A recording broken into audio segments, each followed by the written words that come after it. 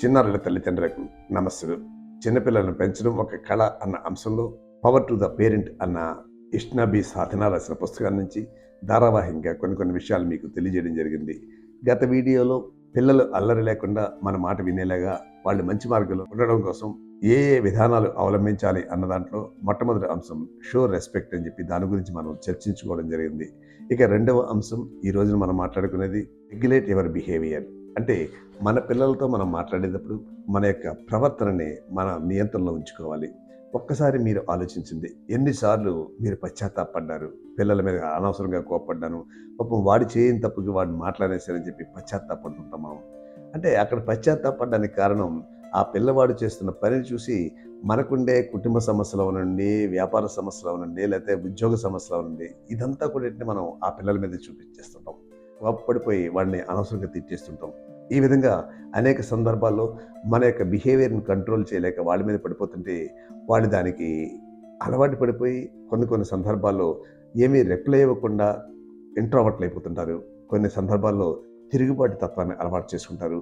లేదు, ఏదో ఒక విధంగా రప్చర్ క్రియేట్ చేసి అక్కడ ఉన్న వస్తువులను బద్దలుగొట్టో లేదంటే అల్లరి చేస్తున్నో వాళ్ళు చేస్తుంటారు.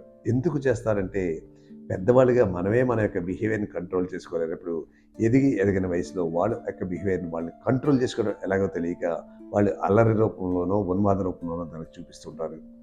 కంట్రోల్ చేసుకోవడం అనేది ఏంటంటే చెప్పడం సులువే, కానీ ఆచరణలో చాలా కష్టం.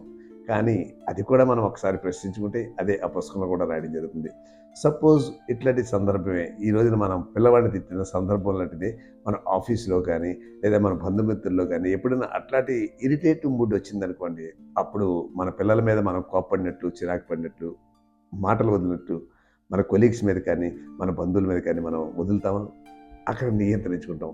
అంటే మనందరిలోనే కూడా ఏంటంటే మన యొక్క బిహేవియర్ని నియంత్రించుకునే శక్తి ఉంది.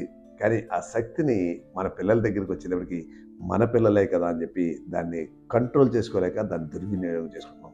కాబట్టి మన కొలీగ్స్తో ఎలా ఉంటున్నాం, మన బంధువులతో ఎలా ఉంటున్నాం, ఇవన్నీ కూడా ఒక్కసారి అంతర్మథనం చేసుకుని ఎప్పుడైనా మన పిల్లవాడు ఏదన్నా ఒక ఇరిటేషన్ వచ్చినప్పుడు ఆ ఇరిటేషన్లో లాజిక్ ఉందా లేదంటే నా బిహేవియర్లో కంట్రోల్ తప్పుతున్నానా అని చెప్పి ఒక్క నిమిషం మనం ఆలోచించుకుంటే ఈ ప్రధాన అవరోధాన్ని మనం అధిగమించడానికి అవకాశం వస్తుంది.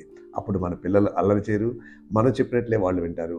లేకపోతే మనం ఏ విధంగా బిహేవియర్ని కంట్రోల్ చేసుకోలేకపోతున్నామో దాన్ని చూస్తూ వాళ్ళు అలవాటు చేసుకుని వాళ్ళు కూడా బిహేవియర్ని కంట్రోల్ చేసుకోలేకుండా వాళ్ళ కో స్టూడెంట్స్ మీదో లేదు వాళ్ళ యొక్క సిబ్లింగ్స్ మీద చూపించే ప్రమాదం కూడా ఉంది.